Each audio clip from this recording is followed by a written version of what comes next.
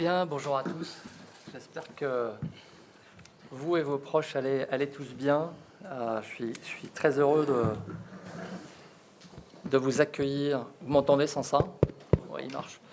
De vous accueillir aujourd'hui pour cette conférence de presse de présentation de Jean-Louis et d'Alain. En préambule, je voudrais préciser que je ne répondrai pas aux questions qui portent sur l'entraîneur précédent, ni en ce qui concerne l'incident qui s'est produit au Hayan la semaine dernière. Donc voilà, merci beaucoup. On ne présente plus Jean-Louis. Comme je l'ai expliqué, il était ma priorité. On se connaît depuis quelques années, on a fait quelques tournées ensemble, on a fait quelques matchs ensemble. Et je pense depuis longtemps qu'il est l'homme de la situation. C'est un fin connaisseur du foot. Et surtout, il s'est tiré le meilleur des joueurs. Quand on a échangé ensemble lors de nos premiers échanges, une des premières choses que Jean-Louis m'a dites, c'est s'il y avait un club qui le ferait revenir, c'est Bordeaux. Donc je suis très heureux qu'il ait accepté de nous rejoindre, de relever le challenge de faire mieux que les 2 années précédentes, et qu'il ait accepté de sortir de sa semi-retraite montpelliéraine. Donc bienvenue à lui. Je suis également très heureux d'avoir Alain à mes côtés. Là aussi, Alain faisait partie était la priorité, était ma priorité. On se connaît depuis quelques années et nos échanges ont toujours été extrêmement directs, extrêmement francs. C'est ce que j'ai beaucoup apprécié. C'est au-delà du parcours et de la carrière exceptionnelle dans le monde du football, son approche très pragmatique, sa très grande franchise avec tout le monde sont des qualités que j'apprécie, parce que au moins ça permet d'être très clair et d'éviter les non-dits. Et je suis convaincu qu'il va apporter la sérénité qui a manqué à ce club ces 20 derniers mois. Donc voilà, très heureux d'avoir Alain à mes côtés qui pilotera à la fois les pros et l'académie. Très enthousiaste à l'idée de démarrer une nouvelle saison avec des nouvelles personnes à des postes stratégiques. C'est un contexte difficile. Comme chacun le sait, le Covid a particulièrement impacté l'économie de manière générale, les clubs de football en particulier. On est dans un contexte sanitaire qui est toujours compliqué et la santé reste évidemment la priorité. Il ne doit y avoir aucun doute là-dessus. En revanche, je pense qu'il est important de prendre en compte l'état de santé des clubs de football. Je pense également au rugby, qui sont encore plus dépendants que ne peut l'être le football des recettes liées au match, des recettes liées à la billetterie, des recettes dites jour de match, que ce soit la buvette, les recettes de merchandising. Et je pense que les clubs, le sport est en danger, et qu'il est important que, et encore une fois, je tiens bien à préciser qu'il ne doit y avoir aucun doute sur la santé, mais qu'en revanche, il doit y avoir une cohérence dans les décisions qui sont prises, parce que 5000 spectateurs à Marseille, à Bordeaux, à Paris, c'est pas la même chose, et c'est encore moins la même chose qu'à Brest. Et donc ne pas tenir compte de la capacité des stades et de la capacité des clubs à garantir une distanciation physique entre les spectateurs dans un stade. Certes, les transports peuvent permettre de générer des contaminations, mais si on gère tout ça de manière organisée, il me semble important de savoir trouver le bon équilibre. Et ça, le Puy du Fou a beaucoup fait parler, je pense à raison, et il est donc important qu'aujourd'hui on pense à la santé économique des clubs, parce qu'on ne pourra pas continuer à avoir des charges sans avoir de recettes. Et donc, à la question de savoir pourquoi nous avons accepté de jouer devant 5000 spectateurs, parce que ça entraîne des coûts d'organisation, évidemment. Il était important pour nous de jouer le jeu vis-à-vis de la préfecture, pour montrer que nous sommes des organisateurs sérieux, qui savons gérer les choses correctement, de manière à pouvoir gagner la confiance, et on espère évidemment avoir une dérogation pour le match suivant, pour garantir la pérennité du club et des clubs de manière générale. Voilà. Je ne vais pas être beaucoup plus long. Nous sommes à votre disposition pour répondre aux questions que vous auriez, Jean-Louis, Alain et moi-même. Merci beaucoup. Président, pour revenir sur la question des jauges, il y a Perpignan-Colomiers qui va se tenir le week-end prochain avec 10 000 spectateurs autorisés par la préfecture.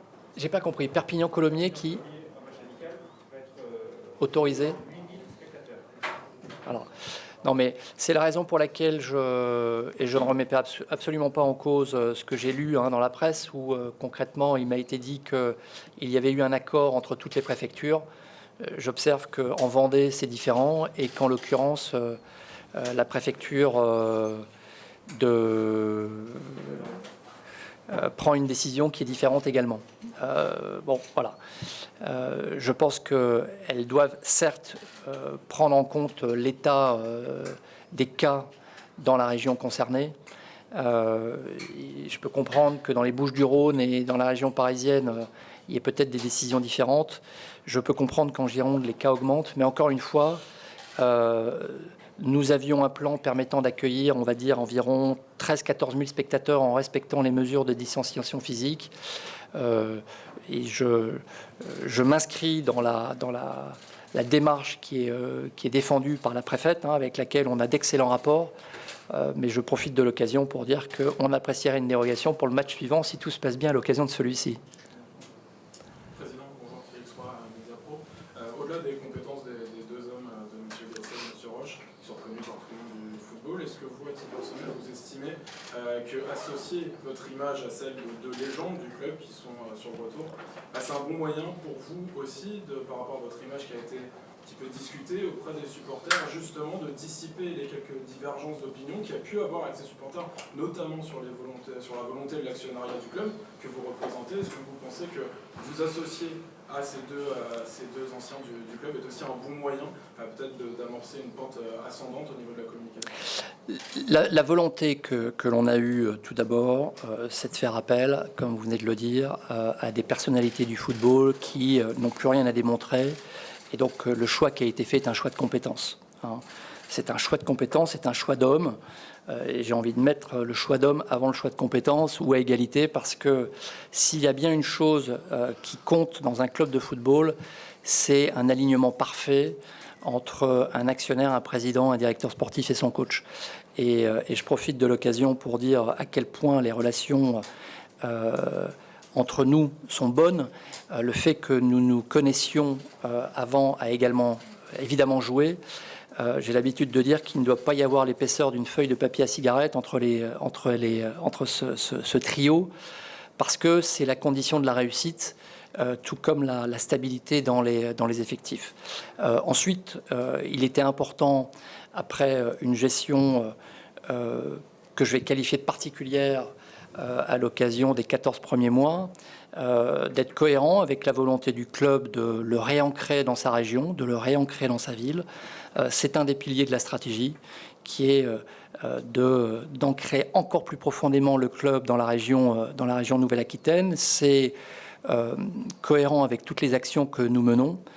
depuis le départ. Et donc Jean-Louis et Alain viennent s'inscrire dans cette démarche qui est parfaitement cohérente avec la volonté de notre actionnaire et la mienne depuis le départ, et que nous avons pu mettre en œuvre après les 20 mois qui, comme vous le savez, sont l'addition de 14 mois de gestion particulière, de 3 mois de confinement, et puis de reprise en main depuis le début du mois de juin. Donc on a plutôt pas mal avancé depuis le début du mois de juin.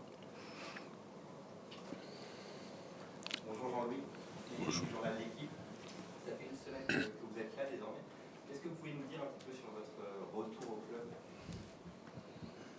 club? J'ai retrouvé déjà pas mal de personnes que je connaissais 10 ans auparavant. Les structures se sont améliorées avec une plaine de travail de très haut niveau.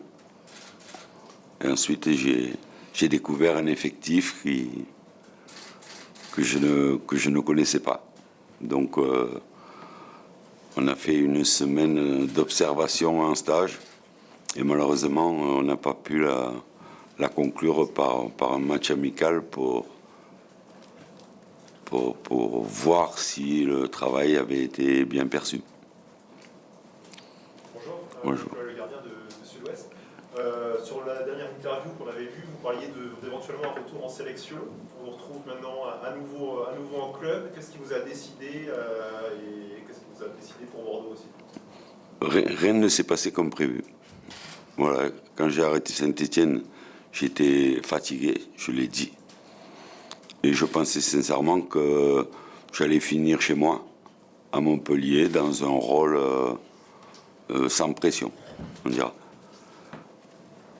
À Montpellier, on était tout à fait d'accord avec Laurent Nicolin, on était content de travailler ensemble et de reconstituer le duo de nos papas. Et puis, à un moment donné, j'ai pas eu le bon feeling au moment de signer le contrat. Donc, en accord avec Laurent, je lui ai dit que je ne signais pas. Et à partir de là, j'ai pris une année sabbatique où j'ai vécu normalement. J'ai voyagé, chose que je n'avais jamais faite, mis à part avec le football. Et quand vous récupérez physiquement, des opportunités se présentent à vous dans des styles différents, toujours dans le football bien sûr, parce que je sais faire que ça. Et un jour, il y a un club que vous avez entraîné qui vous appelle pour replonger entraîneur. Donc j'ai dit à Frédéric, aujourd'hui on ne peut pas parler parce que tu as un entraîneur en place, mais si un jour tu n'as pas l'entraîneur, c'est une destination qui peut me faire réfléchir. Et en fin de compte, voilà, je suis là. Est-ce que vous avez une enveloppe pour le recrutement particulière? Est-ce que vous avez des garanties de disposer de moyens? C'est Alain Roche qui m'a donné l'enveloppe. Elle n'est pas très épaisse. Mais il y avait la clé de ma chambre à l'hôtel. Non. Je sais le contexte, je sais l'état du club. Frédéric ne m'a rien caché. Donc, on jouera avec l'effectif actuel. Et si on perd un ou deux joueurs, on essayera de recruter malin avec des bons coups, des clubs amis ou quelque chose comme ça. Vous évoquiez Saint-Étienne, ça peut être un club ami et des bons coups qu'il peut y en avoir là-bas? Partout. Il n'y a pas que Saint-Étienne, j'ai beaucoup d'amis dans le football. Justement, vous avez pu voir l'effectif la semaine dernière, vous l'avez vu en vidéo aussi. Qu'est-ce que, à l'instant T, vous pensez de cet effectif et de ses forces, de ses faiblesses, de où il peut aller? Bon, je le trouve un petit peu traumatisé par 6 semaines pour avoir fait des réunions collectives ou individuelles avec des joueurs que j'ai connus par ailleurs. Il y avait une espèce de lassitude d'un feuilleton qui durait. Donc j'ai trouvé, oui, des joueurs un peu fatigués. Mais je leur ai expliqué que le football était bizarre. Le football était bizarre et qu'on était peut-être à l'orée d'une saison extraordinaire.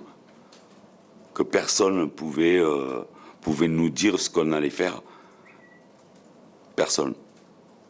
Si on vous avait dit que Choupo-Moting serait le roi de Paris, parce qu'il a été le joueur qui qualifie Paris Saint-Germain pour la demi-finale de la Champions League, à l'endroit où ils ne sont jamais allés, vous ne l'auriez pas cru.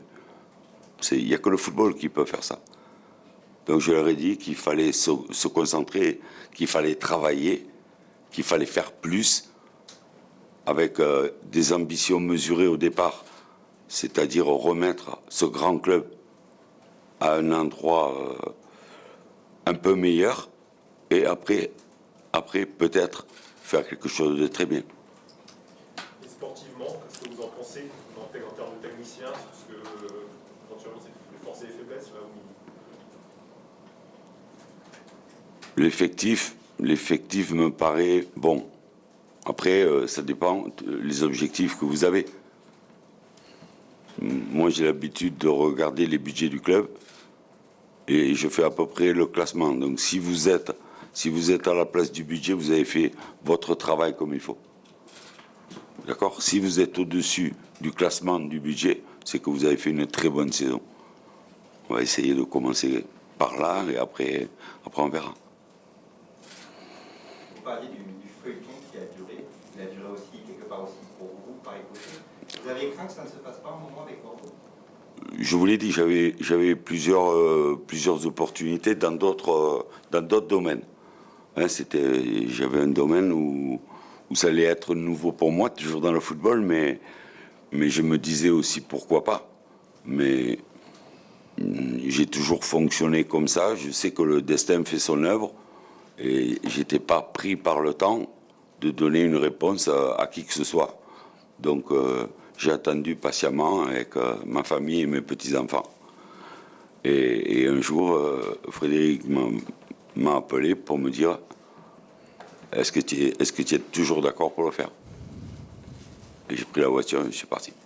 Alors justement, de quand datent vos premiers contacts à ce sujet-là et quels arguments M. Longuepé a su déployer pour vous convaincre? Je pense que le premier coup de fil a été vers la fin juin, il me semble fin juin, en me disant que j'avais le profil de... Je sais plus, il a été dithyrambique avec moi. Ce que je vous ai dit, c'est que c'est plus facile quand vous connaissez les gens parce que vous avez moins de barrières. Quand vous passez du temps au Qatar, en Asie ou ailleurs, ça crée forcément une forme de proximité. Et donc cette barrière n'existe plus comme avec un coach que vous ne connaissez pas. Et donc j'étais convaincu que Jean-Louis était le coach qui pouvait amener cette grinta et puis cette sérénité que l'on avait perdue. Et encore une fois, je crois beaucoup à la relation humaine et à la proximité entre les gens. Et Jean-Louis est quelqu'un qui dit ce qu'il pense. Et c'est important pour moi. Ce sont des valeurs que je respecte beaucoup. Et je pense encore une fois qu'il ne peut pas y avoir de club qui réussisse sans avoir cette forme de stabilité, cette forme de proximité, cette connivence, parce qu'on va essayer de gravir des montagnes et il vaut mieux être solidaire et soudé pour le faire, parce que c'est compliqué le foot, c'est très compliqué. Jean-Louis Gasset a gagné ici à Bordeaux. Vous êtes Jean-Louis Gasset a gagné. Non, vous êtes, pardon. Pardon, RMC. Alain Roche est un historique. Vous vous adressez à qui, monsieur? À vous, monsieur. Alors, je ne répondrai pas de questions d'RMC. Désolé. Alors Alain Roche, est-ce que vous pouvez me répondre? J'ai une interdiction. Non, Non, je peux répondre. je peux répondre. Vous êtes un historique du club, je disais Jean-Louis Gasset a aussi gagné ici. Est-ce que c'est un argument pour pacifier un peu tout l'environnement avec tout ce qui s'est passé ces derniers mois? On n'a jamais parlé de ça avec Frédéric. Je viens ici parce que ce sont mes racines. Je n'oublie pas que je suis né pas très loin, que mes parents ont une maison au Hayan, que j'ai commencé ici ma carrière, que je l'ai terminée aussi. C'est un défi qui me plaît. J'aurais pu rester, pas à la retraite comme Jean-Louis à Montpellier, mais à continuer à commenter des matchs ou à assister à des émissions. Mais le défi m'intéressait de replonger dans ce club qui m'est cher, bien sûr. On n'a jamais parlé du problème avec les supporters, bien au contraire. On a parlé de l'équipe, on a parlé du club. Redorer son image, je ne sais pas, elle est peut-être un peu salie, mais surtout redonner un peu d'unité, de solidarité et de fierté surtout. Pour les supporters, bien sûr, et je n'oublie pas surtout les gens qui travaillent ici, qui ont été malmenés et qui ont envie de voir leur club. Je sais pas, peut-être pas en haut de l'affiche, mais en tout cas, dont on parle avec des mots corrects. Voilà. Pour rebondir sur ce sujet, Alain et Jean-Louis, comment vous l'abordez ce contexte avec des supporters qui peut créer de la tension, en particulier, parce que les matchs vont être avec une jauge limitée, mais comment vous l'abordez, comment vous voyez ce souci? C'est moi? Oui. Oui. J'ai assez de soucis avec l'équipe, à découvrir les joueurs, à découvrir tout. Et dans 6 jours, on attaque le premier match de championnat. J'ai connu un petit peu ce contexte à Saint-Étienne quand je suis arrivé. D'accord? Mais une chose qui m'avait frappé, c'est qu'une fois qu'on était au match et une fois que le public était dans le stade, ils faisaient tout pour qu'on gagne, pour que leur club gagne. D'accord? Donc j'espère que ça va se passer comme ça. Est-ce que vous envisagez de les rencontrer quand même Je pense que nous serons amenés à les rencontrer, oui. Sûrement très vite.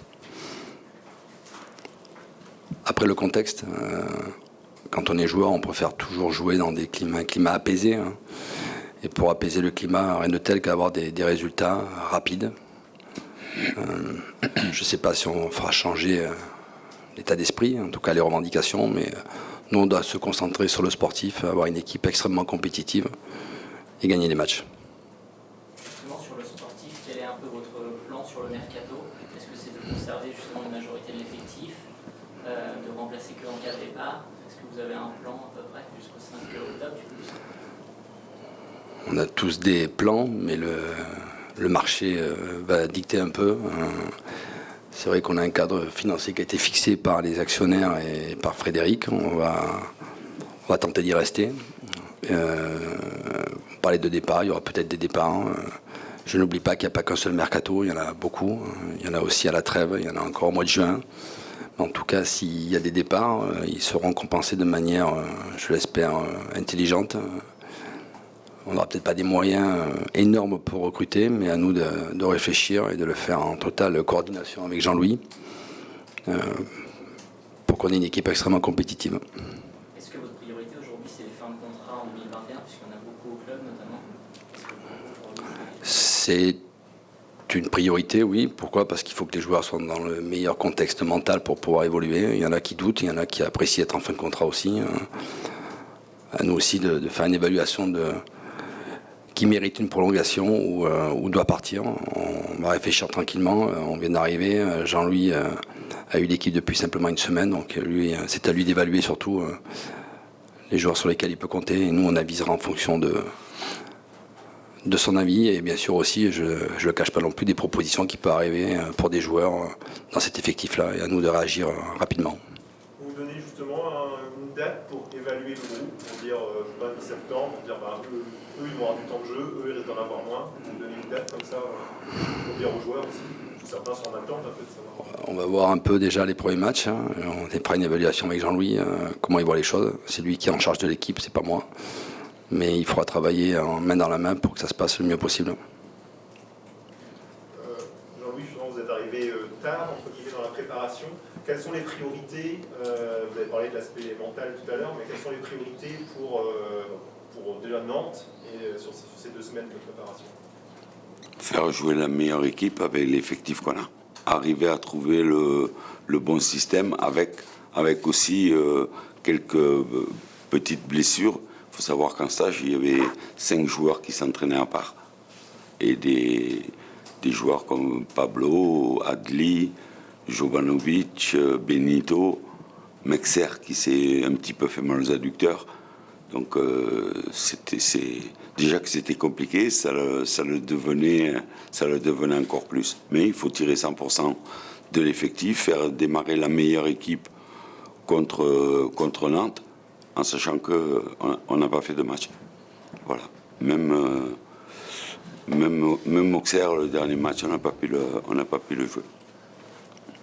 Justement, comment vous pensez compenser le fait de ne pas avoir joué de match de préparation? Vous allez faire une opposition? Comment pour voir un peu l'équipe en conditions réelles? On a fait une opposition samedi à 17h pour se mettre dans les conditions de samedi prochain. On va en faire une autre, je pense, mercredi. On essaye de se rapprocher le plus possible, mais on sait très bien que les matchs entre les possibles et les probables ne vont jamais au bout des choses comme un match amical contre un vrai adversaire. C'est bizarre cette ambiance côté sanitaire. Est-ce que vous craignez de ne pas pouvoir débuter ce week-end la Ligue 1? On a vu qu'il y a Marseille, il y a Méca, voilà, il y a des points d'interrogation à pas mal de clubs. Moi, je pense qu'on va débuter. Et on va faire une semaine de travail pour débuter le championnat. Après on verra, on s'adaptera. C'est le maître mot de ce métier d'entraîneur, s'adapter. En termes tactiques, est-ce que vous comptez utiliser ce qu'a pu faire votre prédécesseur ou vraiment repartez sur quelque chose que vous avez pensé pendant ce laps de temps où vous vous demandiez ce que vous venez de prendre le club? Je viens de vous dire les gens qui étaient hors groupe en stage. Pablo, Jovanovic, Mexer, Benito. Ça a été dur de changer de système pendant l'entraînement.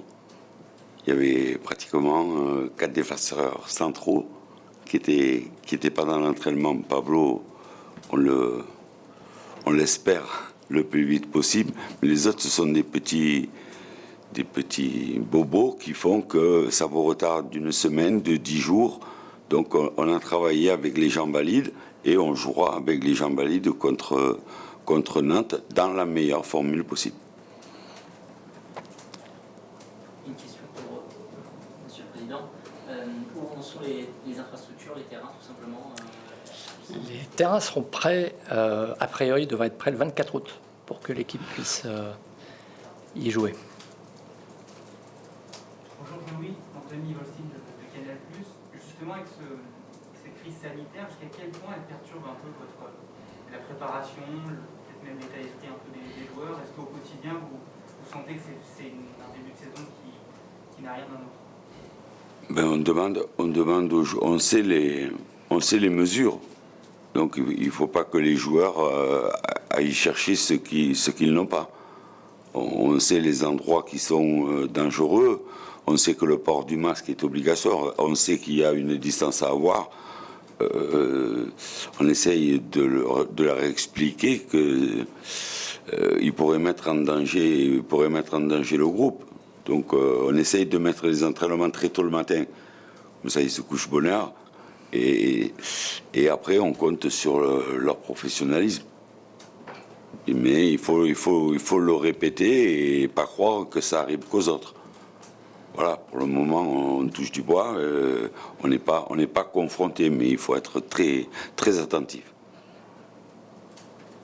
Une question pour Alain Roche. On vous a vu sourire présenter avec Jean-Louis Gasset au début de cette conférence de presse en évoquant l'éventuelle enveloppe de recrutement. Et vous avez ensuite ajouté qu'il faudra recruter malin pour pallier à d'éventuelles ventes.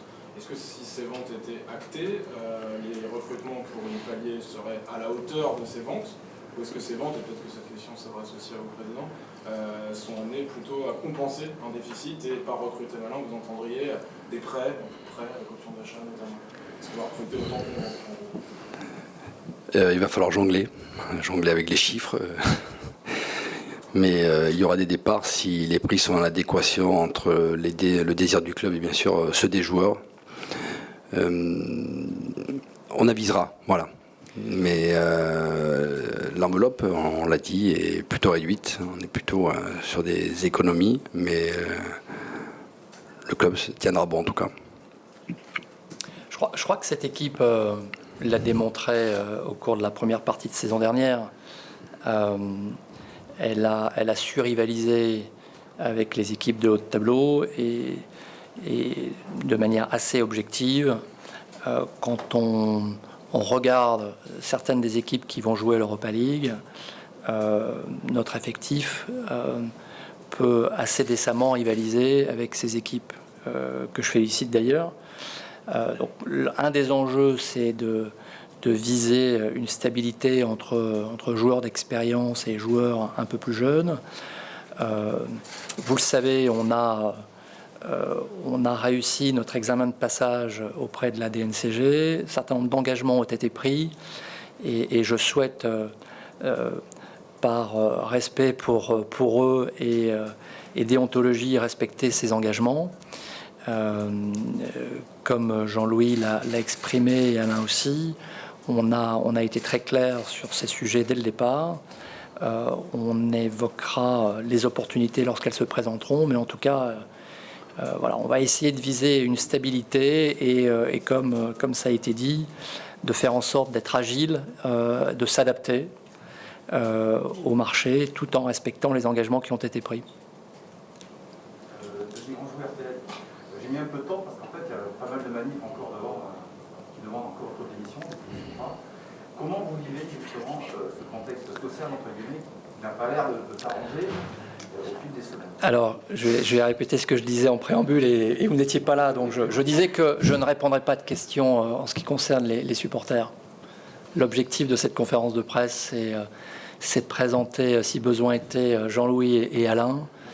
Et en ce qui concerne ce sujet-là, j'ai eu l'occasion de m'exprimer à de nombreuses reprises, à l'oral, par écrit, etc. Donc voilà, on va éviter, si ça ne vous ennuie pas, de reparler de ce sujet-là, parce qu'il a déjà été abordé. Non, ça ne m'ennuie pas, mais c'est une réalité en fait. On voit le rayon qui est bouclé de partout, il y a des supporters. Mais le site d'entraînement, si vous vous êtes baladé dans d'autres centres d'entraînement dans le monde, c'est probablement le seul qui n'est pas fermé. Hein. Donc aujourd'hui, il l'est. Et ça arrive dans d'autres centres d'entraînement qui est des rassemblements d'ultras devant les portes d'entrée. Le contexte est certes particulier, ce que j'entends, mais vous allez dans n'importe quel centre d'entraînement dans le monde, il est fermé. Et il y a de la sécurité devant. Donc on n'est pas anachronique. C'est juste qu'ils demandent votre démission, c'est tout. Oui, est-ce que vous y voyez quelque chose de nouveau depuis 20 mois?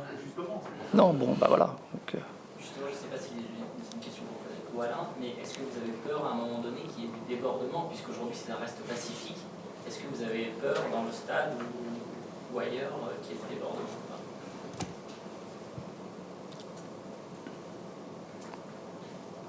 Alain, vous parliez d'une rencontre pour clore le sujet. Elle est actée déjà? Non, pas du tout. Non, pas du tout. Mais je la suppose. Pour Alain, alors, au niveau sportif, en fait, c'est la même question que pour Jean-Louis. Où vous situez aujourd'hui l'effectif, ou même Bordeaux dans la hiérarchie de la Ligue 1? Est-ce que malheureusement Bordeaux, au fur et à mesure des années, est redescendu, ou on peut encore lutter avec une 4e, 5e place pour vous aujourd'hui? Des équipes ont pris de l'avance, que ce soit dans leur effectif, dans leur budget aussi. Mais au vu de notre budget et de l'effectif actuel, on estime pour être dans les 10 premiers. Parmi vos prérogatives, il y aura aussi la formation, le recrutement. Où est-ce que vous en êtes de la réflexion par rapport au centre de formation? Est-ce que vous donnez des dates pour le timing? Et après la série de recrutement, même chose, il y avait quand même beaucoup de recruteurs qui étaient venus avec Eduardo Macia, prédécesseur. Est-ce qu'il va y avoir une refonte de la série de recrutement? Où est-ce que vous en êtes? Alors, laissez-moi le temps d'arriver. Il y a beaucoup de choses à assimiler, de visages à reconnaître, de noms à apprendre aussi. Si j'ai accepté ce challenge, c'est parce qu'on me confie aussi la formation et la préformation. C'est quelque chose que j'apprécie, parce que ça fait partie d'une politique générale du club. Donc je vais faire un audit de ce qui se passe. J'ai déjà pas mal d'informations, mais il va falloir que je rencontre les personnes individuellement, faire mon propre avis et après sûrement faire des choix. Retrouver de la solidarité, parce que j'ai l'impression qu'il n'y a plus, et de l'unité. Essayer de faire cohabiter les gens et qui travaillent dans un seul intérêt commun, c'est le club, mais surtout les gamins qu'ils encadrent. Il ne faut pas se détourner de la mission principale quand on est en formation, en préformation, c'est qu'on est là pour former des jeunes joueurs qui réussissent chez nous, à Bordeaux, c'est mieux, ou ailleurs, en tout cas on aura fait notre travail. Voilà, donc il y a beaucoup de choses qui arrivent. Il y a l'effectif pro qui est quand même la priorité, parce que c'est la locomotive du club. Mais je ne dirais pas que c'est un chantier, mais il y a pas mal de travail. Et c'est ce qui me plaît aussi. Pour l'entraînement, vous allez piloter tout seul, du coup, ou vous comptez vous appuyer sur... Il y a des gens qui sont en place et qui ont dû travailler, donc, qui ont travaillé, qui ont des références. Maintenant, on va voir avec Jean-Louis, et on a déjà vu les profils qui pourraient être amenés à nous renforcer ou à faire venir s'il y a des départs. Mais on va s'appuyer sur la cellule actuelle. Et quel profil, Jean-Louis, lequel vous avez identifié? Vous pouvez apporter un plus On est au complet en pro, pour le moment. Bon, il n'y a pas le profil. Il y a des postes peut-être? Des postes où vous aimeriez être Non. plus fourni? Pas du tout. L'effectif va bien. Une dernière question. Est-ce que vous avez confirmé Benoît Costil dans sa fonction de capitaine? Pour l'instant, c'est pas encore décidé de votre côté. J'observe, je n'ai pas parlé de tout ça puisqu'il n'y a pas eu de match, donc il n'y a même pas de brassard à donner. Donc malheureusement, on va attendre la première journée du championnat. C'est comme notre premier match amical. Mais il vaut 3 points.